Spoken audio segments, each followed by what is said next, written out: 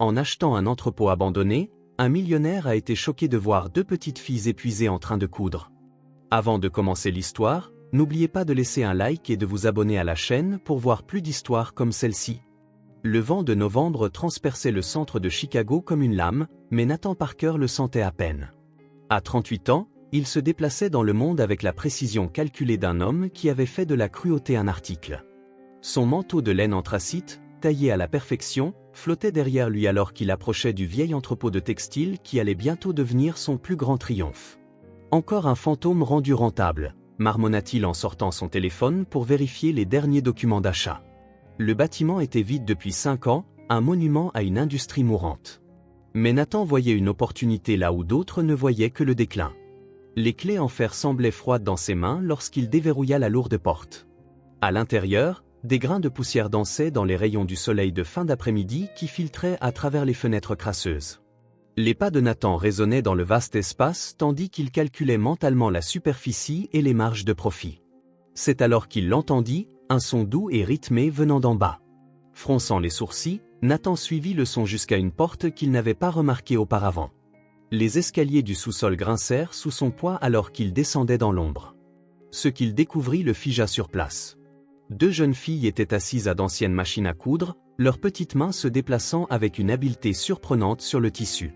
L'aînée, âgée d'environ 9 ans, avait des cheveux sombres attachés en une queue de cheval pratique et des yeux de la couleur des nuages d'orage.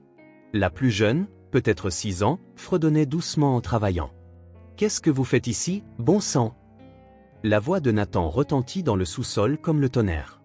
L'aînée leva les yeux sans sourciller, ses yeux gris d'orage rencontrant les siens avec un défi surprenant. « Nous travaillons, dit-elle simplement. Nous avons trouvé un moyen d'entrer par l'arrière. Nous venons ici depuis des mois. » Des mois ? Nathan s'approcha, son esprit d'homme d'affaires calculant la responsabilité, la faille de sécurité, les complications. « Où sont vos parents ? » « Notre mère est malade, répondit la fillette, le menton légèrement relevé. « Je m'appelle Lily et voici Sophia. Nous devons finir ces uniformes scolaires pour vendredi, sinon nous ne serons pas payés. » Nathan regarda la pile de vêtements parfaitement cousus à côté de la machine. La qualité était professionnelle, impossible à atteindre pour un enfant. Pourtant, la preuve était là, sous ses yeux. « C'est ma mère qui m'a appris, » continua Lily, comme si elle lisait dans ses pensées. Elle travaillait ici avant qu'il ne ferme tout. Quelque chose dans sa voix, quelque chose dans ses yeux gris-vert familiers, lui envoya un frisson inattendu le long de l'échine. Un instant, il se revit à 8 ans, sérieux au-delà de son âge, portant des responsabilités qu'aucun enfant ne devrait assumer. Mais le sentimentalisme était un luxe que Nathan Parker avait abandonné depuis longtemps. Il sortit 2 billets impeccables de $50 de son portefeuille. Le son crépita dans l'air moite du sous-sol. « Prenez ça et ne revenez pas. Je vais demander à mon assistant de sceller l'entrée que vous utilisez. » Lily fixa l'argent mais ne le prit pas. « Nous ne pouvons pas partir comme ça. Nous avons un contrat. » « Un contrat ? » Nathan faillit rire. « Vous êtes des enfants, vous n'avez pas de contrat. » « Madame Henderson, de l'école primaire Lincoln, en a un, » dit fermement Lily. « 20 uniformes pour vendredi, sinon le spectacle d'hiver de l'école est annulé. Elle nous paie $300. » Sophia leva les yeux de sa machine, son petit visage plissé d'inquiétude. « Lily, le méchant monsieur va nous faire arrêter ? » « Je ne suis pas méchant, » lança Nathan, puis se reprit. Il força sa voix à s'adoucir légèrement. « Écoutez, ce n'est pas sûr. Vous ne devriez pas être ici. » 3 jours plus tard, le téléphone de Nathan sonna en pleine réunion du conseil d'administration. « Monsieur Parker ?» La voix de son agent de sécurité était pleine d'excuses. « Ces enfants sont de retour. Les petites avec les machines à coudre. » La mâchoire de Nathan se crispa. « Je pensais que Tyler avait scellé cette entrée. »« C'est ce qu'il a fait, monsieur. Elles ont trouvé un autre chemin. » 20 minutes plus tard, Nathan fit irruption au sous-sol, prêt à appeler la police si nécessaire. Mais ce qu'il trouva le laissa pantois. Les filles avaient organisé leur espace de travail avec une précision militaire. Des piles bien rangées d'uniformes finis reposaient à côté de tissus soigneusement mesurés. La qualité était extraordinaire. Des coutures professionnelles, des boutonnières parfaites, un souci du détail qui ferait honte à la plupart des couturières adultes. « Vous avez scellé notre porte, » dit Lily sans lever les yeux de son travail. « Alors nous avons trouvé la fenêtre du quai de chargement. Vous ne pouvez pas nous empêcher d'entrer. Regardez-moi faire, dit froidement Nathan. Lily arrêta enfin de coudre et se leva. Toute sa petite personne, si petite soit-elle, rayonnait de détermination. Vous ne comprenez pas. Ma mère a besoin de médicaments. De vrais médicaments.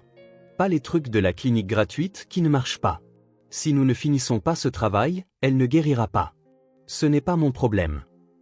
Peut-être pas, dit Lily, ses yeux gris d'orage flamboyants. Mais c'est aussi notre endroit. Ma mère a travaillé ici pendant 8 ans avant que vous, les riches, ne décidiez que ce n'était plus rentable. Les mots frappèrent Nathan comme un coup de poing. Il étudia le visage de Lily plus attentivement.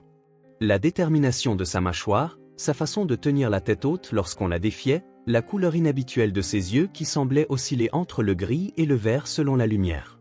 Des yeux exactement comme ceux qui le fixaient dans le miroir chaque matin. « Quel est le nom de votre mère » La question sortit plus sèchement qu'il ne l'aurait voulu. « Hélène Foster », répondit Lily, son défi vacillant légèrement face à son ton. « Pourquoi » Le monde de Nathan bascula, le nom résonnant dans un coin de sa mémoire qu'il avait délibérément scellé. Une époque où il ne pensait qu'à gravir les échelons de l'entreprise, où les gens n'étaient que des tremplins vers le succès. Le nom d'Hélène Foster hanta Nathan pendant 2 nuits blanches. Le jeudi après-midi, la curiosité l'emporta sur sa prudence. Il suivit les filles à distance respectable, sa Mercedes noire se faufilant dans les rues étroites d'un quartier dont il avait oublié l'existence. Sycamore Street était à des années-lumière de son Penthouse vitré. De petites maisons avec des jardins grands comme des timbres-postes bordaient les trottoirs fissurés. Chacune racontait une histoire de fierté ouvrière malgré la peinture écaillée et les toits rapiécés. Les filles disparurent dans une maison jaune pâle aux volets blancs qui avait connu des jours meilleurs. Nathan se gara de l'autre côté de la rue, étudiant la modeste demeure.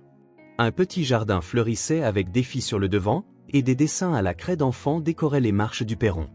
L'endroit semblait habité, aimé. Vous n'êtes pas très doué pour la surveillance, n'est-ce pas ?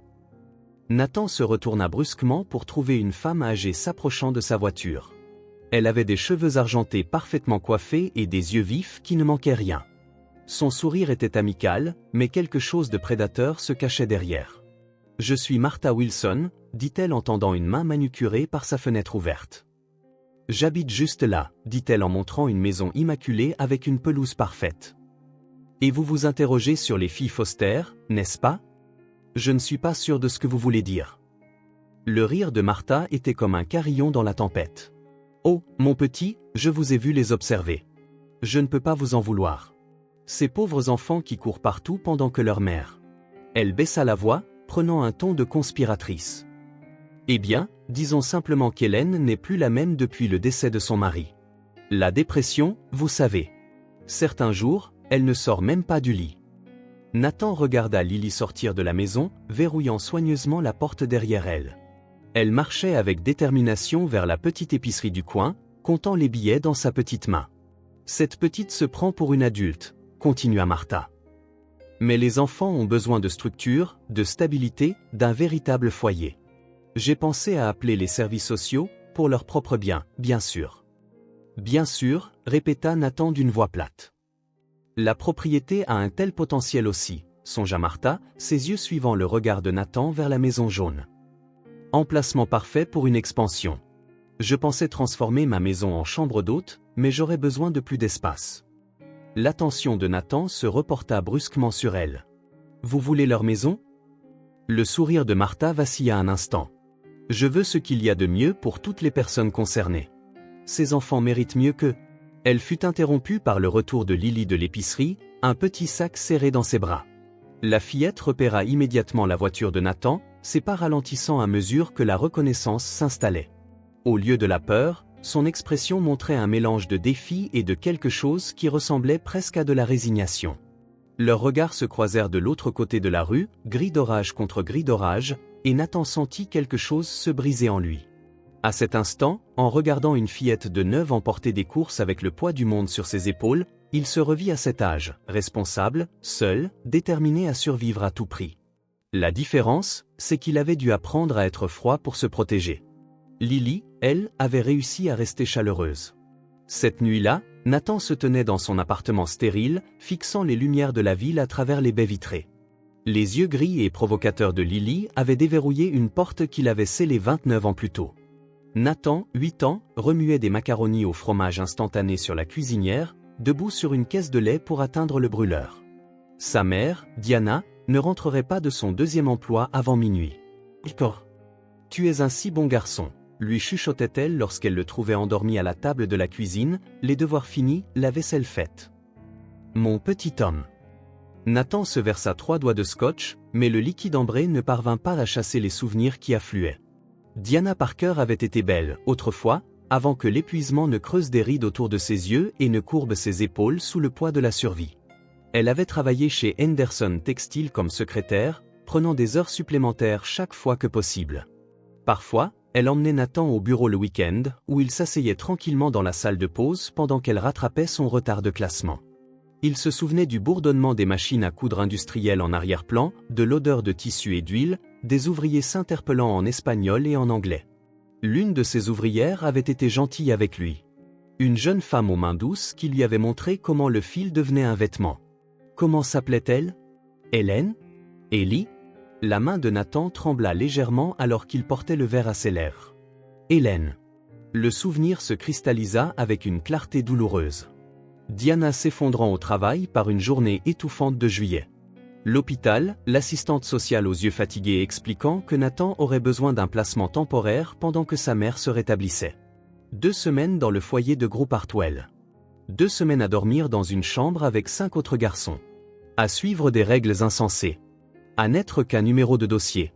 2 semaines à se promettre qu'il ne serait plus jamais aussi impuissant. Nathan avait tenu cette promesse. Il avait bâti des murs de succès et d'ambition si haut que rien ne pouvait l'atteindre. Mais Diana était morte d'une crise cardiaque pendant sa 2e année à l'université Northwestern, travaillant à son 3e emploi pour aider à payer ses frais de scolarité. « Je fais ça pour toi, mon chéri », avait-elle dit lors de leur dernier appel téléphonique. « Pour que tu n'aies jamais à lutter comme moi. » L'ironie ne lui échappait pas maintenant. Il avait réussi au-delà de ses rêves les plus fous, devenant le type même d'homme qui aurait acheté l'usine textile où elle travaillait pour la fermer par profit. Son téléphone vibra, affichant un SMS de son assistant, « Laboratoire de test ADN requiert autorisation pour traitement accéléré. » Confirmé. Nathan fixa le message. Il avait soumis son propre échantillon d'ADN et réussi à en obtenir un de Lily, une mèche de cheveux trouvée sur la machine à coudre. Il se disait que c'était juste pour les affaires, une diligence raisonnable, mais ses mains tremblaient en tapant sa réponse, confirmée. Dehors, Chicago dormait. Mais Nathan restait éveillé, hanté par le fantôme d'un petit garçon qui avait un jour promis à sa mère mourante qu'il n'oublierait jamais d'où il venait. Il avait rompu cette promesse des années auparavant. Mais peut-être, juste peut-être, n'était-il pas trop tard pour se souvenir. Pendant 3 semaines, Nathan se retrouva à passer par Sycamore Street pendant ses pauses déjeuner. Il se disait que c'était une étude de marché, pour comprendre le quartier avant son prochain investissement. Mais à chaque fois, ses yeux cherchaient la maison jaune et la petite silhouette de Lily se hâtant entre l'école, la maison et les courses. Martha Wilson était toujours là à observer, elle aussi. Nathan la remarqua, regardant à travers ses rideaux de dentelle, s'attardant près de sa boîte aux lettres lorsque les filles passaient, et engageant la conversation avec d'autres voisins. Ses mouvements étaient calculés, déterminés, comme une araignée tissant une toile invisible. Un mardi matin gris, les soupçons de Nathan se confirmèrent.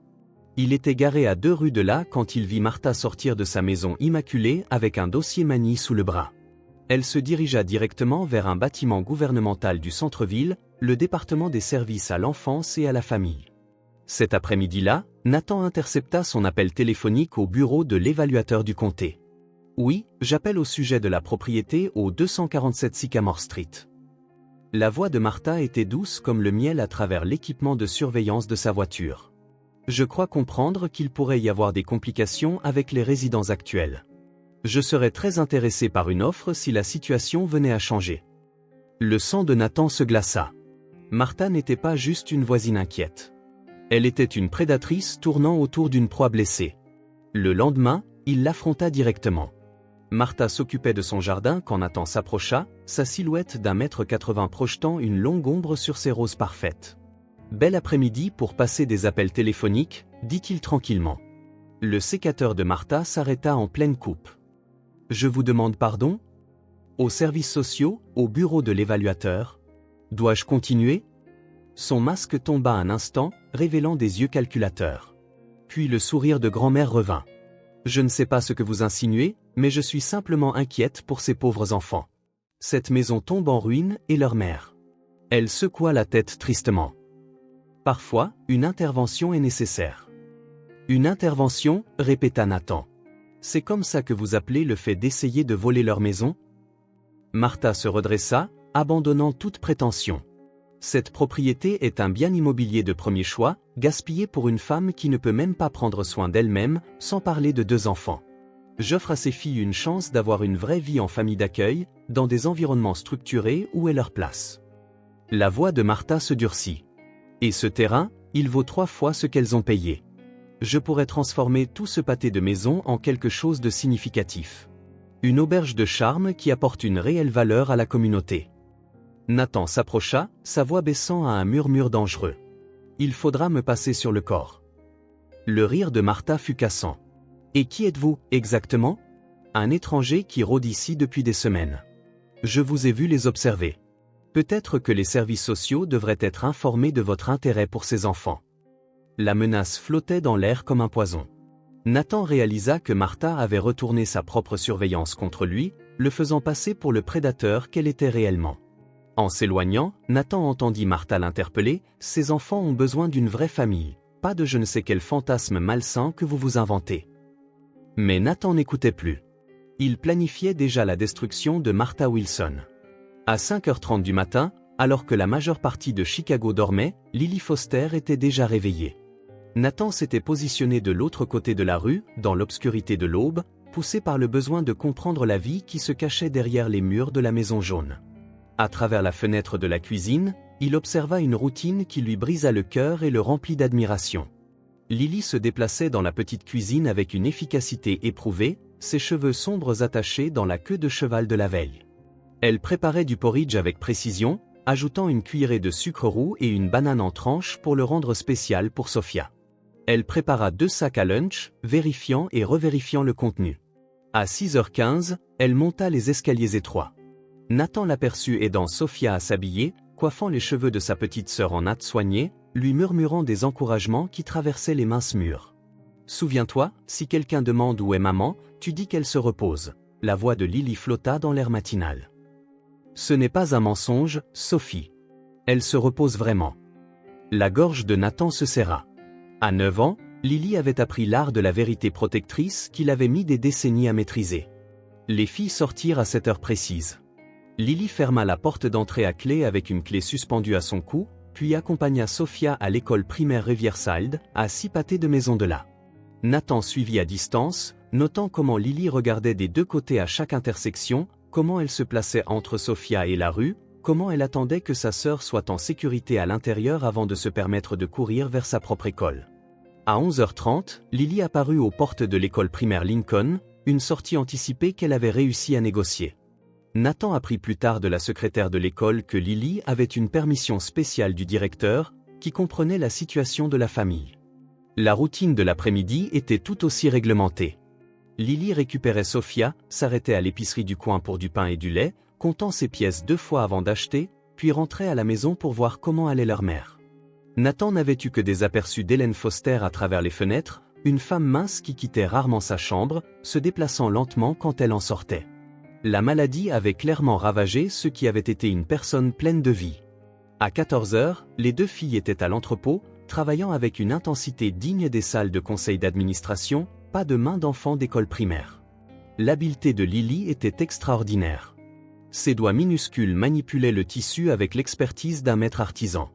Elle guidait Sophia dans des tâches plus simples, enseignant avec une patience que Nathan n'avait jamais possédée, même à l'âge adulte. Coup 2 fois, vérifie 1 fois, instruisait Lily, répétant ce qui devaient être les mots de sa mère. Le fil te dit où il veut aller. Sens-le, ne le force pas. À 17h, elle livrait les uniformes finis à divers endroits de la ville, Lily portant un carnet usé avec des adresses et des échéanciers de paiement. Nathan la regarda encaisser l'argent, rendre la monnaie et mettre à jour ses registres méticuleux. Une femme d'affaires en miniature, agissant avec une intégrité qui faisait honte à la plupart des adultes. Le soir, elles étaient de retour à la maison, Lily préparant le dîner pendant que Sophia coloriait à la table de la cuisine. À travers la fenêtre, Nathan vit Lily monter un plateau à sa mère, restant pour ce qui semblait être une conversation difficile avant de redescendre pour nettoyer. À 20h, après que Sophia fut couchée, Lily s'assit enfin avec ses propres devoirs, son petit visage sérieux à la lueur de la lampe. Nathan resta dans sa voiture jusqu'à ce que la lumière de sa chambre s'éteigne à 21h30, abasourdi par ce qu'il avait vu. Ce n'était pas l'enfance. C'était la survie déguisée en responsabilité, et Lily portait tout ce fardeau seule. La tempête frappa Chicago avec la fureur d'une colère divine. Nathan examinait les rapports trimestriels dans son pantouse lorsque le premier éclair déchira le ciel, mais ses pensées ne cessaient de dériver vers la maison jaune de Sycamore Street. À 21h47, son téléphone sonna. Monsieur Parker. La voix appartenait à Davis, l'agent de sécurité qu'il avait discrètement engagé pour surveiller la maison des Foster. Vous devez venir. Une ambulance vient de partir avec la mère. Les enfants sont seuls et ça tourne mal. Nathan était dans sa voiture avant même que Davis ait fini de parler. La conduite à travers la tempête était périlleuse. Des branches d'arbres jonchaient les rues, et le vent hurlait comme une créature vivante et enragée. Quand Nathan atteignit Sycamore Street, il trouva le chaos. Les lignes électriques étaient tombées, les véhicules d'urgence bloquaient la route, et la maison des Foster se dressait, sombre, contre le ciel déchiré par la tempête. Il trouva la porte d'entrée non verrouillée et pénétra dans un cauchemar. L'eau s'infiltrait par de multiples fuites au plafond, s'accumulant sur le parquet. Dans le salon, Lily était agenouillée à côté de Sophia, qui brûlait de fièvre et pleurait doucement. Les deux filles étaient trempées et grelottaient. Lily appela Nathan. Elle leva les yeux, son visage strié de larmes et d'épuisement. Pour la première fois depuis qu'il l'avait rencontrée, Lily Foster ressemblait à ce qu'elle était vraiment, une enfant effrayée de 9 ans. « Ils ont emmené maman à l'hôpital », murmura-t-elle. « Je ne sais pas lequel. Sophia est malade, et le toit fuit de partout. » Nathan s'agenouilla à côté d'elle, son costume coûteux instantanément trempé par le sol inondé. La fièvre de Sophia était dangereusement élevée, il pouvait sentir la chaleur irradiée de son petit corps. « Nous devons l'emmener chez un médecin, dit-il fermement. « Je n'ai pas les cartes d'assurance, commença Lily, cette responsabilité d'adulte déchirante revenant dans sa voix. Et je ne peux pas quitter la maison. L'eau va tout abîmer. Maman. Lily. La voix de Nathan était douce mais autoritaire. Regarde-moi. Ses yeux gris d'orage, si incroyablement semblables aux siens, rencontrèrent son regard. Je vais m'occuper de ça. De tout. Est-ce que tu me fais confiance? Pendant un long moment, les seuls sons furent la fureur de la tempête et la respiration laborieuse de Sophia. Puis, lentement, Lily hocha la tête. Nathan prit Sophia dans ses bras, sentant à quel point elle était fragile sous sa fièvre. « Prenez tout ce dont vous avez besoin pour quelques jours, dit-il à Lily. Nous partons. » Aux urgences, le nom et les informations d'assurance de Nathan ouvrirent des portes qui seraient restées fermées à une fillette de 9 ans sans ressources. Pendant que les médecins traitaient l'angine streptococcique et la déshydratation de Sophia, Nathan passa des appels à son avocat, à des entrepreneurs, à quiconque pouvait aider à sécuriser la maison des Foster contre de nouveaux dommages. Dans la salle d'attente, Lily finit par craquer. Des années passées à tout maintenir s'effondrèrent alors qu'elle sanglotait contre la chemise de Nathan, ses petits poings agrippant le tissu comme une bouée de sauvetage. « J'ai tellement essayé, murmura-t-elle. J'ai essayé de m'occuper de tout, mais je ne suis pas assez grande. Je ne suis pas assez forte. » Les bras de Nathan se resserrèrent autour d'elle, où pour la première fois depuis des décennies, il sentit des larmes sur ses propres joues. « Tu es la personne la plus forte que je connaisse, » dit-il avec ferveur. « Mais tu ne devrais pas avoir à l'être. » Une assistante sociale apparut, Rebecca Harris, fatiguée mais gentille. Elle posa des questions prudentes sur la situation familiale, sur la relation de Nathan avec les filles, sur les arrangements de garde temporaire. Nathan répondit honnêtement, sachant que sa vie était sur le point de changer pour toujours. À l'aube, la tempête était passée. Sophia était stable, sous médicaments et dormait paisiblement. Et Nathan Parker, qui avait passé sa vie d'adulte à éviter les attachements émotionnels, était en quelque sorte devenu responsable de 2 petites filles qui avaient plus besoin de lui que sa prochaine conquête d'entreprise ne le ferait jamais. Le pantouse de Nathan n'avait jamais été conçu pour des enfants. Les surfaces brillantes, les coins pointus et l'esthétique minimaliste qui avait autrefois symbolisé son succès semblaient maintenant froids et inhospitaliers alors que Lily et Sophia se tenaient, incertaines, dans son salon. « Où est-ce qu'on dort ?» demanda Sophia, sa voix petite dans le vaste espace. Nathan réalisa qu'il ne s'était jamais posé des questions aussi élémentaires. Ces chambres d'amis étaient conçues pour des associés, pas pour des enfants qui avaient besoin de réconfort et de sécurité. « On va trouver une solution, » dit-il, puis il appela immédiatement son assistant. En quelques heures, sa chambre d'amis fut transformée avec des lits jumeaux, une literie colorée et des jouets arrivés dans des sacs coûteux des boutiques de Michigan Avenue. Mais le confort matériel ne pouvait combler la distance émotionnelle. Madame Patterson, la nounou professionnelle que Nathan avait engagée, ne dura que 3 jours. L'aînée ne me laisse rien faire, se plaignit-elle à Nathan. Elle insiste pour cuisiner, faire le ménage, gérer les médicaments de la plus jeune. C'est très inhabituel. Ce que Madame Patterson ne pouvait pas comprendre, c'est que pour Lily Foster, renoncer au contrôle était synonyme de mort. Pendant 4 ans, elle avait été l'adulte de sa famille. Le luxe de Nathan ressemblait à une belle prison pour quelqu'un qui avait appris que la survie signifiait rester vigilant. Le 4e matin, Nathan trouva Lily dans sa cuisine à 5h30, préparant le petit déjeuner avec la même précision qu'elle utilisait dans sa propre maison. Elle avait poussé une chaise contre le comptoir pour atteindre la cuisinière, sa petite silhouette éclipsée par les appareils de qualité professionnelle. « Tu n'as pas à faire ça, » dit Nathan doucement. « Si, je dois le faire. » Lily ne leva pas les yeux des œufs qu'elle brouillait. Sophia a besoin de routine. Elle a besoin de savoir que quelqu'un s'occupe des choses. Je peux m'occuper des choses. La main de Lily s'immobilisa. Quand elle le regarda enfin, son expression était plus âgée que ses 9 ans. Vous pouvez ? Parce que les gens disent toujours ça, mais ensuite ils partent, ou ils tombent malades, ou ils... Sa voix se brisa. Il meurt. Nathan comprit alors. Lily n'avait pas seulement peur de perdre le contrôle. Elle était terrifiée à l'idée de faire confiance à quelqu'un qui pourrait disparaître. Cet après-midi-là, il prit une décision qui le surprit lui-même. Il vida son bureau à domicile, déplaçant son bureau et ses dossiers à son siège social. À leur place, il installa 2 machines à coudre, une de qualité professionnelle pour Lily, une plus petite pour Sophia. « Tu ne peux pas simplement arrêter de travailler, » dit-il à Lily quand elle protesta. « C'est qui tu es. Mais peut-être que tu pourrais travailler ici, ou c'est sûr. » Pour la première fois depuis la tempête, Lily sourit. La transformation fut remarquable. En une semaine, son bureau stérile était devenu un atelier rempli de tissus, de fils et du doux bourdonnement des machines à coudre. Les dessins de Sophia couvraient un mur, des dessins vifs de fleurs et de papillons qui apportaient de la vie à l'espace. Nathan se retrouva à rester plus souvent à la maison, attiré par des sons qu'il n'avait jamais entendus dans son appartement auparavant. Lily enseignant à Sophia comment ourler une simple tête d'oreiller, les 2 filles riant d'une blague privée, le rythme doux de leur respiration pendant leur sommeil. Un soir, il observa depuis le seuil de la porte Lily montrer à Sophia comment guider le tissu dans la machine. Ses mains bougeaient avec la même douce précision qu'il se souvenait de son enfance, lorsque sa mère avait essayé de lui apprendre les bases de la couture. « Sens le fil », murmura Lily, utilisant les mots exacts que Nathan avait entendus dans ses propres souvenirs.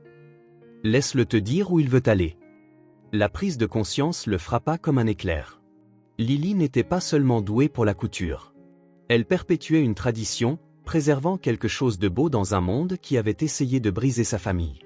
Et en la regardant enseigner à Sophia avec tant de patience et d'amour, Nathan comprit enfin ce que sa mère avait vraiment essayé de lui donner toutes ces années auparavant.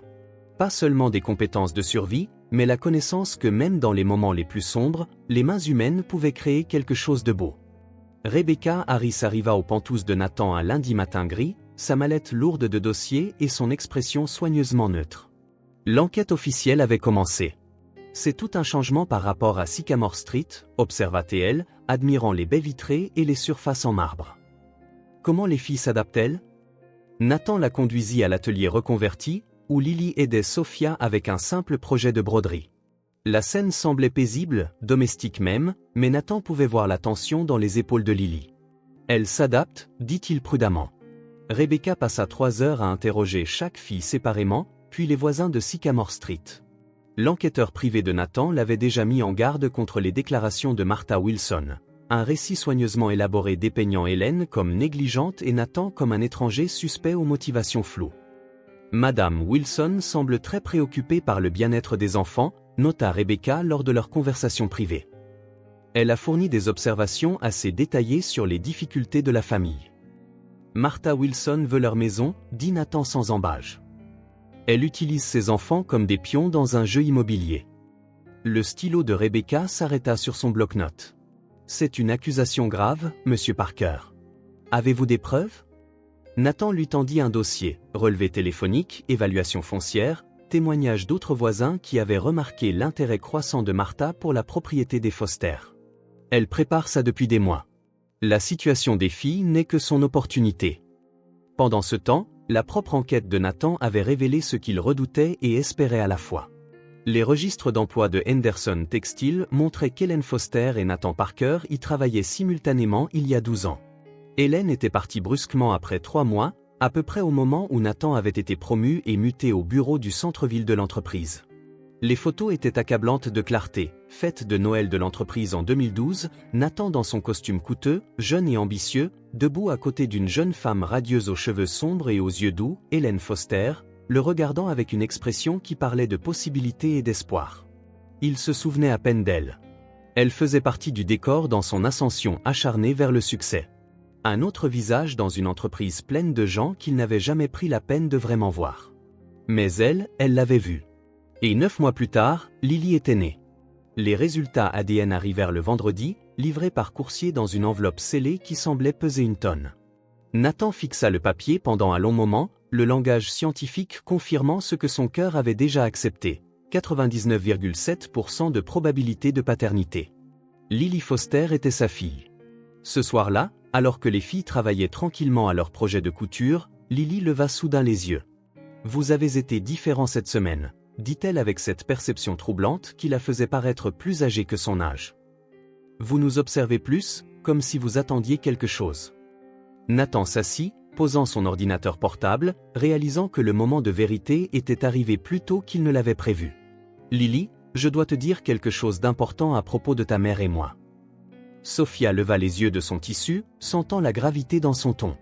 Les mains de Lily s'immobilisèrent sur sa machine à coudre, ses yeux gris d'orage, ses yeux étudiant son visage avec une intensité effrayante. « Nous nous connaissions avant, commença Nathan prudemment.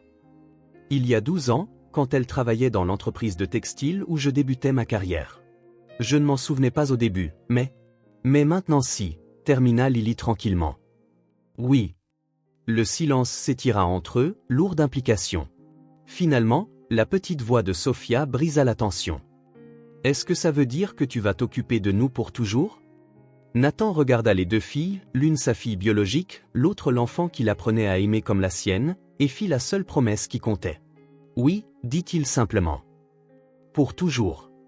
Le rapport complet de l'enquêteur privé arriva le mardi matin.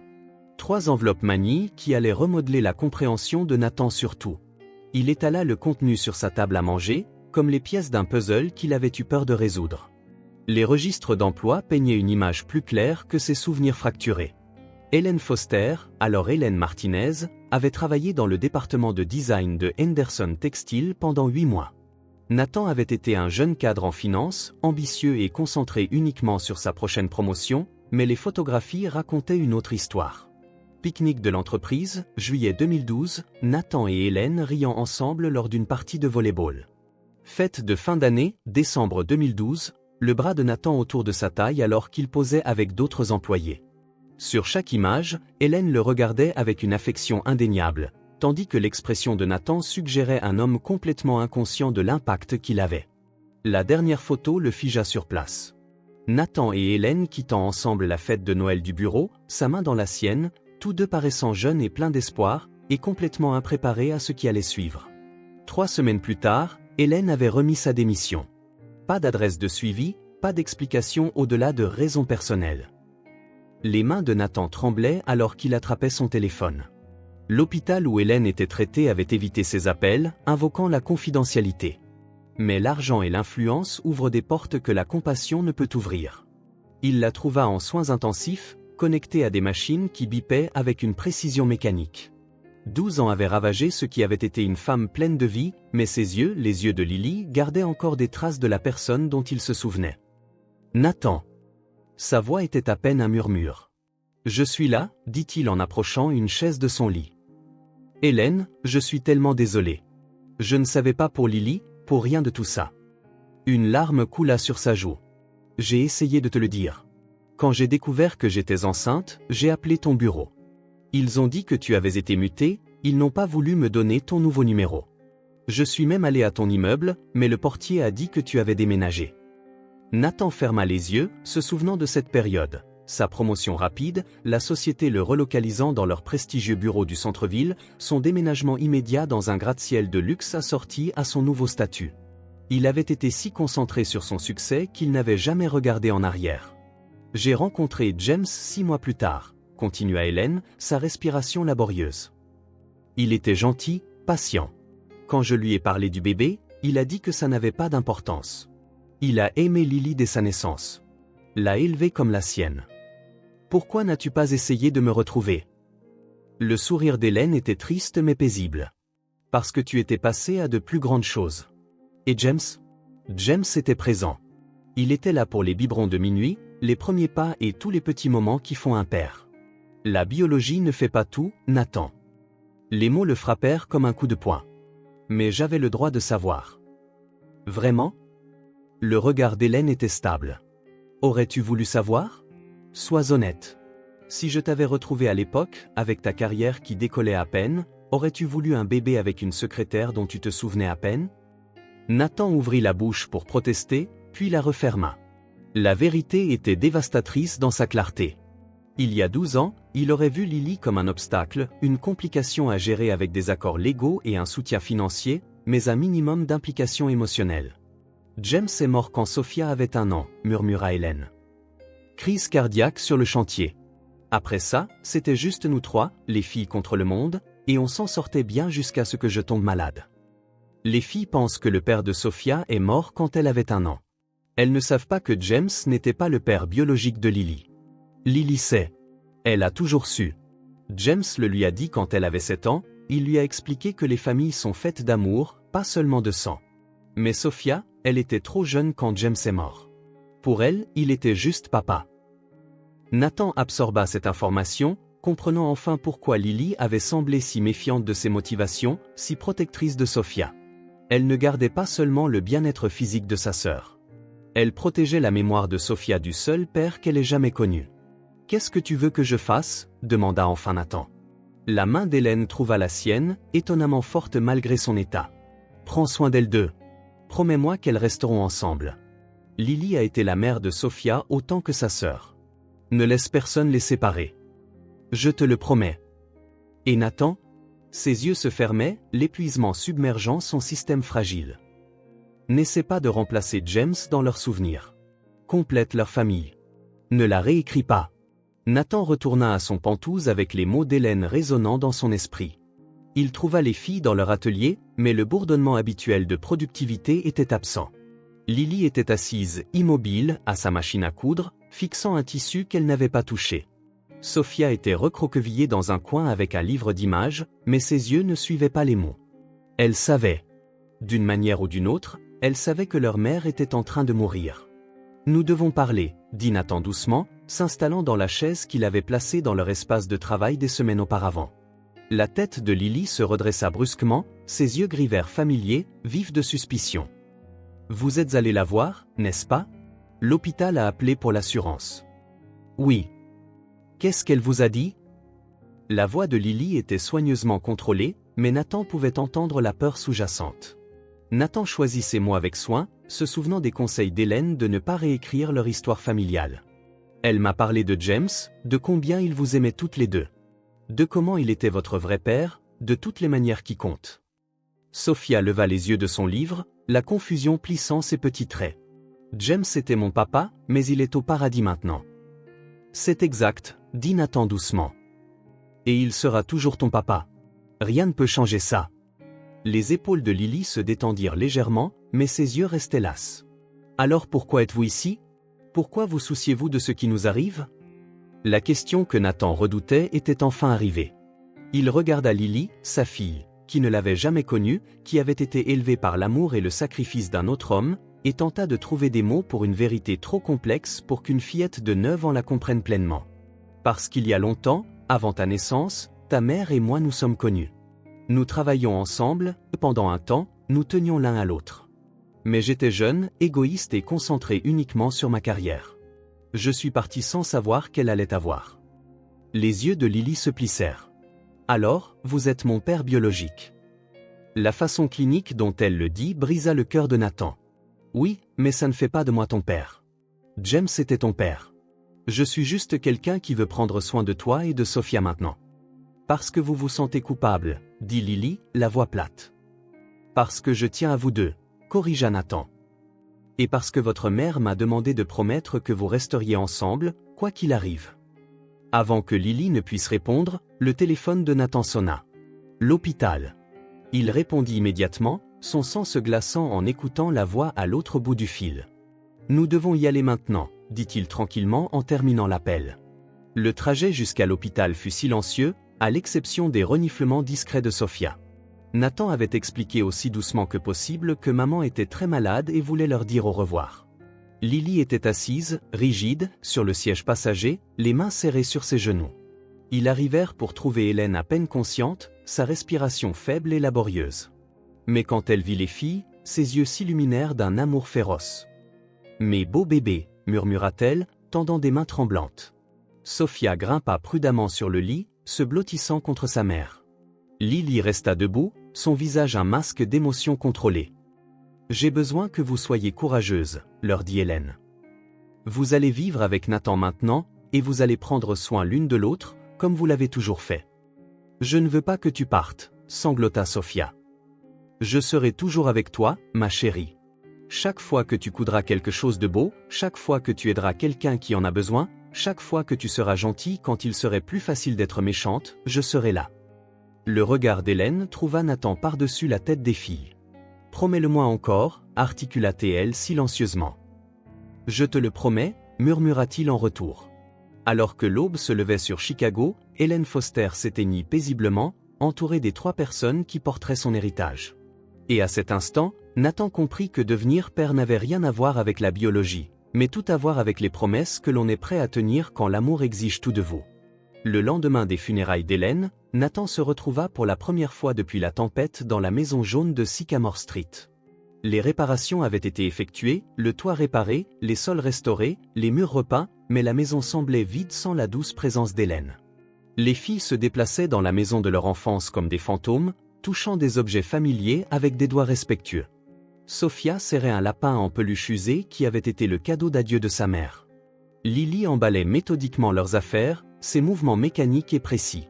« Nous n'avons pas à tout décider aujourd'hui, » dit Nathan doucement, regardant Lily plier les vêtements avec la même attention qu'elle portait à sa couture.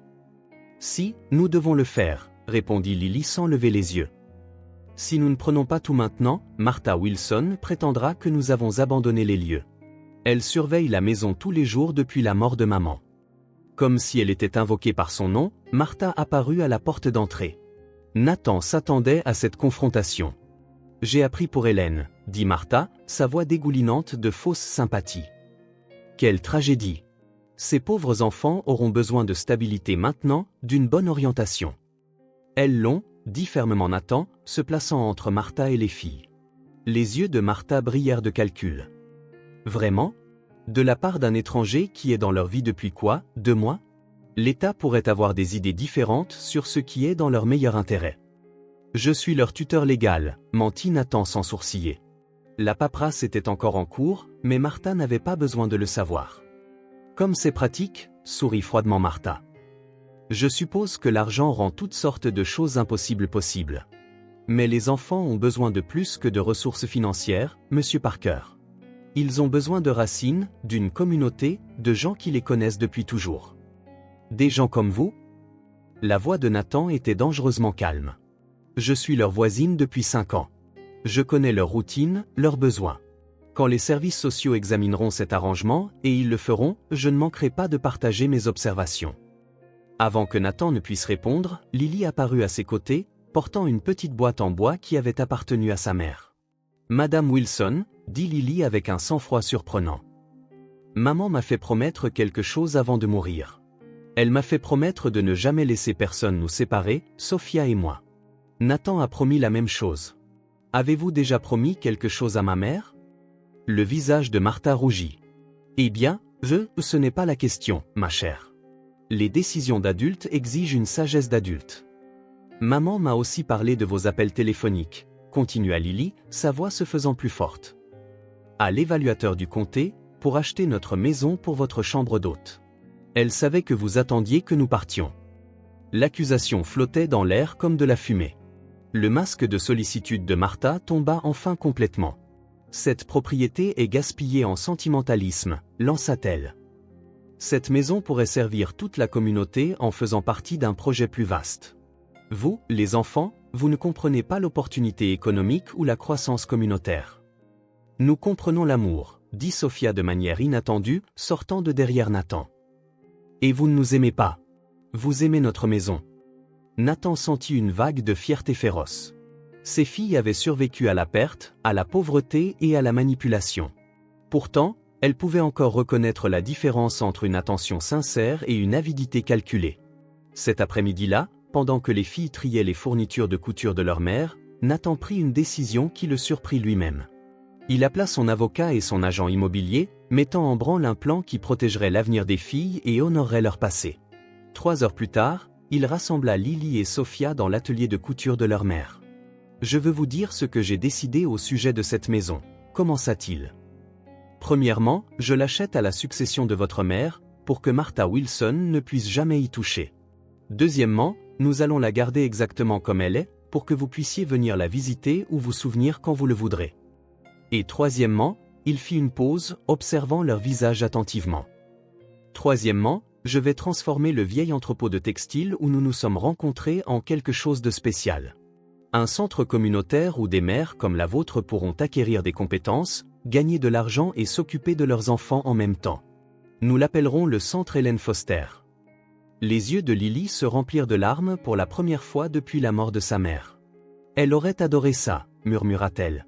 « Le centre aura besoin d'enseignants, » continua Nathan. « Des gens qui comprennent à la fois les compétences techniques et le cœur derrière le travail. J'espérais que tu envisagerais d'aider, quand tu seras plus grande. » Pour la première fois depuis des semaines, Lily sourit. « J'aimerais beaucoup. Maman disait toujours, la meilleure façon d'honorer la mémoire de quelqu'un est d'aider les autres comme ils vous ont aidé. » Alors que le soleil se couchait sur Sycamore Street, Nathan s'assit sur le porche avec les 2 filles, regardant le quartier s'animer des routines du soir. La maison de Martha Wilson restait sombre et silencieuse, le panneau à vendre dans son jardin témoignant de sa retraite défaite. « Est-ce qu'on va s'en sortir ?» demanda Sophia, s'appuyant contre le bras de Nathan. Nathan regarda les 2 filles, sa fille de sang, sa fille de cœur, et sentit une paix qu'il n'avait jamais connue au cours de toutes ces années de succès en entreprise. « Oui, » dit-il simplement. « Nous allons faire plus que nous en sortir. Nous allons être une famille. » 3 mois après le décès d'Hélène, Nathan se tenait dans la maison jaune de Sycamore Street, regardant les entrepreneurs mettre la touche finale à ce qui deviendrait leur résidence de week-end. La maison avait été restaurée avec amour, chaque pièce étant un équilibre prudent entre les mises à jour nécessaires et les souvenirs précieux. L'atelier de couture d'Hélène restait exactement comme elle l'avait laissé, son dé à coudre préféré toujours à côté de la machine, ses livres de patrons organisés par complexité de projet. Mais à côté, Nathan avait construit un atelier moderne où Lily pourrait continuer à développer ses compétences extraordinaires avec un équipement de qualité professionnelle. L'îlot de cuisine est parfait, observa Rebecca Harris en examinant son rapport final. L'assistante sociale était devenue une alliée inattendue après avoir été témoin de l'engagement sincère de Nathan envers le bien-être des filles. Les filles semblent s'être remarquablement bien adaptées à leur nouvelle situation. Par la fenêtre, elles regardèrent Lily enseigner à Sophia comment utiliser une machine à broder informatisée, les 2 filles riant alors que le fil coloré créait des motifs complexes sur le tissu. La transformation des 2 enfants était remarquable. Sophia avait retrouvé la joie insouciante de l'enfance, tandis que Lily avait appris à accepter l'aide sans perdre son sens des responsabilités. Nathan a été incroyable, continua Rebecca en prenant des notes dans son dossier. La procédure légale d'adoption pour Sophia se déroule sans heurts, et l'établissement de ses droits paternels pour Lily a été simple une fois que nous avons eu la confirmation ADN. Mais plus important encore, il a créé de la stabilité sans essayer d'effacer leur histoire. Nathan avait en effet surpris tout le monde, y compris lui-même. Son pantouse avait été sécurisée pour les enfants et réchauffée par des photos de famille. Mais cette maison restait leur véritable foyer, l'endroit où elles pouvaient se souvenir de leur mère et se sentir connectées à leurs racines. La transformation du vieil entrepôt textile avait également commencé. Nathan avait délégué la plupart de ses opérations commerciales quotidiennes, se concentrant plutôt sur le centre communautaire qui porterait le nom d'Hélène. L'espace abriterait des équipements de couture modernes, des garderies et des salles de classe où les mères célibataires pourraient acquérir des compétences commercialisables pendant que leurs enfants jouaient en toute sécurité à proximité. Monsieur Parker. Une jeune femme apparut à l'embrasure de la porte, Maria Santos, l'une des 10 mères célibataires que Nathan avait déjà embauchées pour la classe inaugurale du centre. Lily voulait vous montrer quelque chose. Ils trouvèrent Lily dans l'atelier, montrant fièrement un carré de kilt sur lequel elle travaillait depuis des semaines. Le motif complexe représentait un arbre aux racines profondes et aux branches étendues. Chaque feuille était brodée de symboles représentant leur famille recomposée, le logo de l'entreprise de Nathan transformé en quelque chose de chaleureux et personnel, les ciseaux de couture d'Hélène, les outils de construction de James, les pinceaux de Sophia. C'est pour le centre, expliqua Lily. Maman disait toujours que les kilts racontent des histoires. Celui-ci raconte la nôtre. Nathan s'agenouilla à côté de sa fille, un mot qui semblait plus naturel chaque jour, et étudia son travail. La compétence technique était impressionnante, mais la maturité émotionnelle qu'elle représentait lui coupa le souffle. « Ta mère serait si fière, dit-il doucement. »« Je sais, sourit Lily. Je lui parle parfois quand je couds. Elle me dit quoi faire quand le fil s'en mêle. » Cet après-midi-là, Nathan reçut une visite inattendue. Martha Wilson se tenait sur le porche, son apparence habituellement parfaite légèrement débraillée. Le panneau vendu sur son ancienne maison de l'autre côté de la rue était un rappel suffisant de ses plans d'effet. « Je voulais m'excuser, dit Martha sèchement. Mes actions étaient inappropriées. Je pensais aux valeurs immobilières, pas aux gens. » Nathan étudia son visage, y voyant un remords sincère mêlé à une fierté blessée. « Les filles seront peut-être prêtes à vous pardonner un jour, dit-il prudemment, mais la confiance n'est pas quelque chose que l'on peut reconstruire avec de simples excuses. Je sais. La voix de Martha était plus petite maintenant, moins autoritaire. Je déménage en Floride la semaine prochaine. Peut-être que la distance me donnera la perspective que j'aurais dû avoir depuis le début. Alors que son taxi disparaissait au bout de Sycamore Street, Nathan sentit un chapitre se fermer. Les menaces extérieures à leur famille prenaient fin, mais le vrai travail de construction de quelque chose de durable ne faisait que commencer. Ce soir-là, tous les trois étaient assis sur le porche, regardant les lucioles danser dans le crépuscule. Sophia était presque endormie sur les genoux de Nathan, tandis que Lily travaillait sur un simple projet de couture à la main. « Tu penses qu'on sera heureux ici ?» demanda Lily doucement. Nathan regarda la maison qui avait abrité tant d'amour et de pertes. Puis les deux filles qui lui avaient appris que la famille n'était pas une question de perfection. Il s'agissait d'être présent, de tenir ses promesses et de choisir l'amour même quand c'était difficile. « Je pense, dit-il, que nous le sommes déjà. » 6 mois après être devenus une famille, Nathan ajusta nerveusement sa cravate alors qu'ils approchaient des marches du palais de justice. L'audience finale d'adoption pour Sophia et la reconnaissance légale de sa paternité pour Lily allaient officialiser ce qui était déjà devenu vrai dans leur cœur. La salle d'audience était plus remplie que Nathan ne l'avait prévu. Madame Henderson de l'école primaire Lincoln était assise au premier rang, aux côtés de plusieurs voisins de Sycamore Street qui s'étaient sincèrement souciés de la famille Foster. Maria Santos et 3 autres mères du centre Hélène Foster avaient pris un congé pour y assister, leurs enfants jouant tranquillement dans le couloir sous la surveillance de bénévoles. Rebecca Harris présenta son évaluation finale avec des recommandations élogieuses. Monsieur Parker a fait preuve d'un engagement exceptionnel pour préserver l'identité culturelle et l'histoire familiale des filles, tout en leur fournissant la stabilité et les ressources dont elles ont besoin pour s'épanouir. La juge Patricia Coleman, une femme d'une 60aine d'années aux yeux bienveillants et aux cheveux gris acier, écouta attentivement chaque témoignage. Quand Lily fut appelée à parler, Nathan retint son souffle. « Votre honneur », commença Lily, sa voix claire et confiante. Nathan n'essaie pas de remplacer la famille que nous avions. Il nous aide à devenir la famille que nous pouvons être. Sophia, lorsqu'on lui demanda si elle comprenait ce que signifiait l'adoption, sourit largement. Ça veut dire que Nathan promet de m'aimer pour toujours, même quand je suis grognon ou que j'oublie de ranger ma chambre. L'expression sévère de la juge s'adoucit. Et crois-tu qu'il tiendra cette promesse? Il l'a déjà fait, dit simplement Sophia. Il a tenu sa promesse à maman. Alors que la juge Coleman se préparait à rendre sa décision, Nathan surprit tout le monde en se levant. Votre honneur, si je puis me permettre, j'aimerais présenter quelque chose à la cour. Il tendit à l'huissier un dossier contenant des plans architecturaux et des projections financières. Voici le centre communautaire Hélène Foster, qui ouvrira officiellement le mois prochain. Il fournira une formation professionnelle, des services de garde d'enfants et de soutien aux mères célibataires dans les communautés mal desservies. La juge examina les documents avec intérêt. C'est assez ambitieux, Monsieur Parker. Ces filles m'ont appris que le succès ne se mesure pas à ce que l'on accumule, mais à ce que l'on redonne.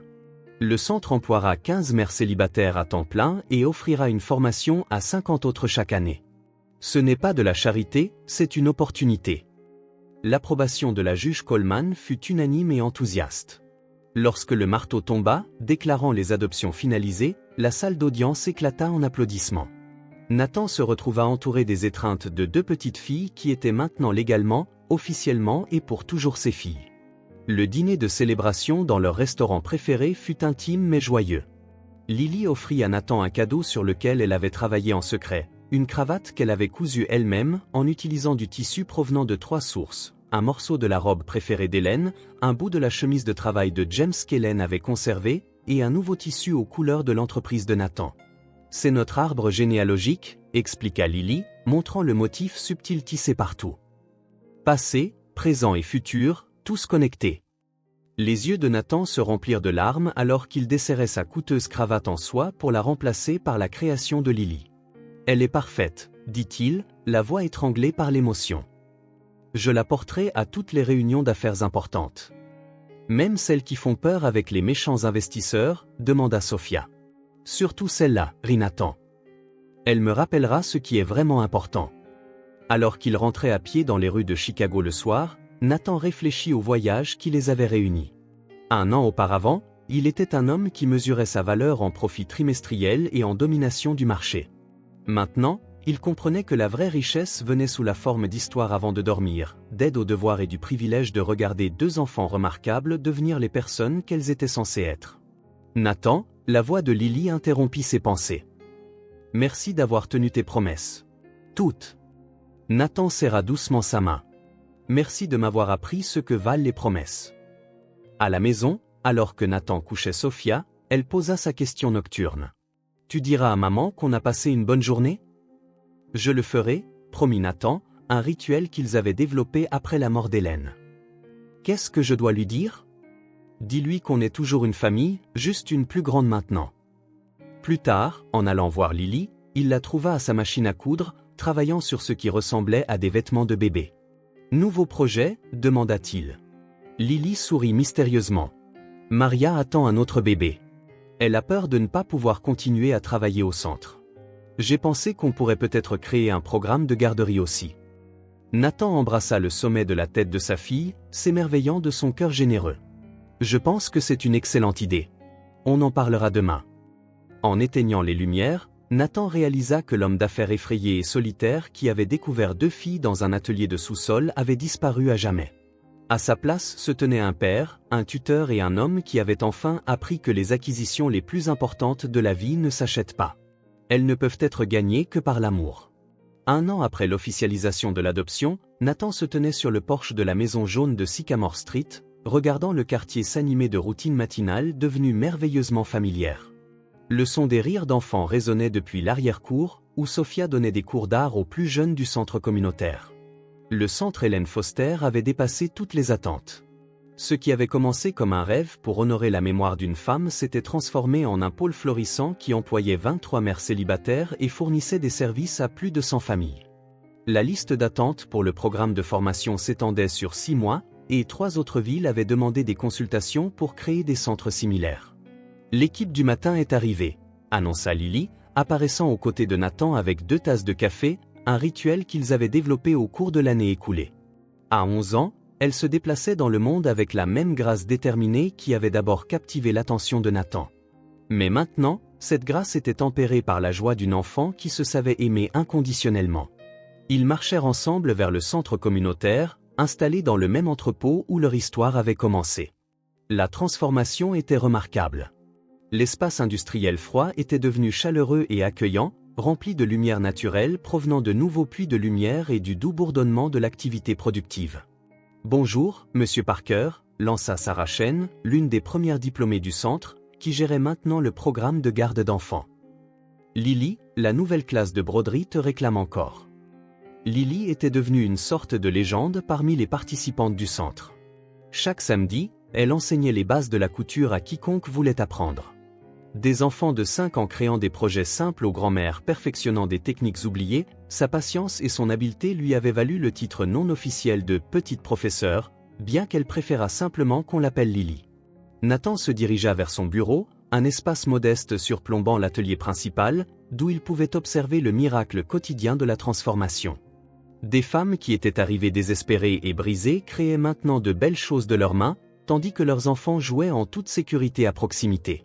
Le modèle économique était durable, l'impact social mesurable et les récompenses émotionnelles incommensurables. « Papa !» La voix de Sophia venait de l'embrasure de la porte.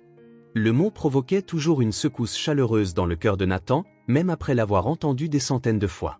« Tu peux m'aider avec quelque chose ?» Elle brandit une peinture sur laquelle elle travaillait, un portrait de leur famille qui serait exposé dans la galerie du centre.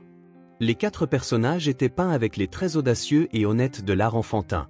Hélène dans une robe flottante entourée de lumière dorée, James dans ses vêtements de travail, le visage bienveillant, Nathan en costume d'affaires mais avec une expression douce. Et les 3 filles ensemble, Lily et Sophia flanquant leurs parents, les mains jointes dans une chaîne incassable. « Il manque quelque chose », dit Sophia en étudiant son œuvre d'un air critique. Nathan regarda la peinture, puis le visage pensif de sa fille. « Qu'est-ce que tu penses qu'il manque ?»« Des mots », décida Sophia.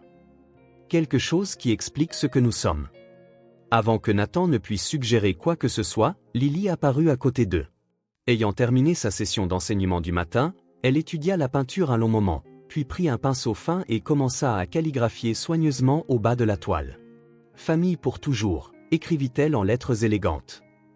Bâtie par l'amour, liée par le choix, bénie par la mémoire. Cet après-midi-là, ils se rassemblèrent dans la salle principale du centre pour la réunion communautaire hebdomadaire. Nathan avait institué ces sessions pour s'assurer que le centre servait réellement les besoins de ses participants, plutôt que d'imposer des solutions venues d'en haut. L'ordre du jour d'aujourd'hui comprenait l'expansion du programme de garderie, l'ajout d'un cours de développement de petites entreprises et la planification du premier programme annuel de bourse du centre. En écoutant les discussions passionnées sur l'amélioration des conditions de travail, les opportunités éducatives et le soutien communautaire, Nathan réfléchit à la façon dont sa définition du succès avait complètement changé. Son empire commercial prospérait toujours, mais il servait désormais un objectif plus élevé, finançant des initiatives qui créaient des opportunités plutôt que de simples profits. Monsieur Parker. Maria Santos leva la main. Je voulais vous remercier publiquement pour quelque chose. Ma fille, Elena, entre au lycée l'année prochaine avec les meilleures notes en mathématiques de sa classe. Elle dit qu'elle veut devenir ingénieure, comme sa mère a appris à l'être ici. Ce rêve a commencé dans cette pièce. Les applaudissements qui suivirent n'étaient pas pour Nathan. Ils étaient pour la communauté qu'ils avaient tous construite ensemble, où les enfants pouvaient rêver plus grand que leur situation et où les mères pouvaient devenir les personnes qu'elles avaient toujours été capables d'être. Ce soir-là, alors que la lumière dorée du soleil filtrait à travers les fenêtres de leur maison de Sycamore Street, Nathan trouva ses filles dans l'atelier de couture préservé de leur mère. Lily travaillait sur un projet de quilting complexe, tandis que Sophia peignait à un petit chevalet que Nathan avait installé près de la fenêtre. « Qu'est-ce que tu fabriques ?» demanda Nathan en s'installant dans le fauteuil confortable qu'il s'était approprié dans cet espace sacré. « C'est un kilt de mémoire », expliqua Lily, lui montrant le motif complexe qu'elle avait conçu. Chaque carré représente quelqu'un d'important dans notre histoire. Regarde, il y a un carré pour toi nous trouvons dans le sous-sol, un pour la chambre d'hôpital de maman, un pour Martha Wilson qui déménage. Même Martha a un carré ? Demanda Nathan, surpris. Tout le monde a un carré, dit Lily sérieusement. Même les personnes difficiles nous apprennent quelque chose d'important. Martha nous a appris que la famille, ce n'est pas une question de lien de sang. C'est une question de qui choisit de vous aimer. Sophia leva les yeux de sa peinture. Et elle nous a appris que parfois, les gens font des choses méchantes parce qu'ils sont seuls, pas parce qu'ils sont vraiment méchants. Nathan s'émerveilla, pas pour la première fois, de la sagesse que possédaient ses enfants. Elles avaient pris chaque défi, la perte, la pauvreté, l'incertitude et l'avaient alchimisé en compassion et en force. Alors que le soleil se couchait sur leur quartier, Nathan coucha les deux filles dans leur lit du Pentouse, qui n'était devenu vraiment confortable que lorsqu'il était devenu vraiment le leur. La vitrine stérile avait été transformée en un foyer rempli d'art, de rire et du beau chaos de la vie de famille. « Tu iras voir le centre demain ?» demanda Lily d'une voix endormie. « Tous les jours, promis Nathan. »« Tu parleras à maman du programme de bourse ?» murmura Sophia. « Dans les moindres détails » l'assura Nathan. Seul dans son bureau, Nathan regarda l'horizon de Chicago et pensa à l'homme qu'il avait été à peine 2 ans auparavant. Réussi mais vide, riche mais pauvre de toutes les manières qui comptait vraiment. Cet homme cherchait sa prochaine acquisition, sa prochaine victoire sur des concurrents qui n'étaient en réalité que d'autres âmes perdues poursuivant les mêmes prix creux. Sur son bureau se trouvait une photo encadrée de leur premier Noël ensemble. 3 visages rayonnant de bonheur à côté d'un arbre décoré d'ornements que les filles avaient cousus elles-mêmes. À côté, le courrier du matin, dont une lettre du maire de Détroit demandant de l'aide pour créer un centre communautaire similaire dans sa ville. Nathan sourit en pensant au mot d'Hélène sur la meilleure façon d'honorer la mémoire de quelqu'un. Le modèle Hélène Foster se propageait, créant des ondes d'espoir dans des communautés à travers le pays. Mais plus important encore, 3 personnes qui auraient pu être brisées par des circonstances indépendantes de leur volonté avaient plutôt choisi de se guérir elles-mêmes et les autres. Dehors, la ville bourdonnait de l'énergie de 8 millions de personnes poursuivant 8 millions de versions différentes du rêve américain. Mais Nathan Parker avait appris que le seul rêve qui valait la peine d'être poursuivi était celui que l'on pouvait partager. Celui qui devenait plus fort quand on le donnait. Le matin, il y aurait des réunions du conseil d'administration et des décisions commerciales, des cours de couture et des projets artistiques, de l'aide aux devoirs et des histoires avant de dormir. Il y aurait des défis et des victoires, des moments ordinaires et extraordinaires. Il y aurait une famille. Et ça, Nathan le savait avec une certitude absolue, valait plus que tout ce qu'il avait jamais acquis dans sa vie précédente. Les petites filles qui avaient autrefois travaillé seules dans un sous-sol froid avaient appris à un homme qui pensait tout avoir qu'il n'avait en réalité rien eu du tout, jusqu'au jour où il avait appris à aimer.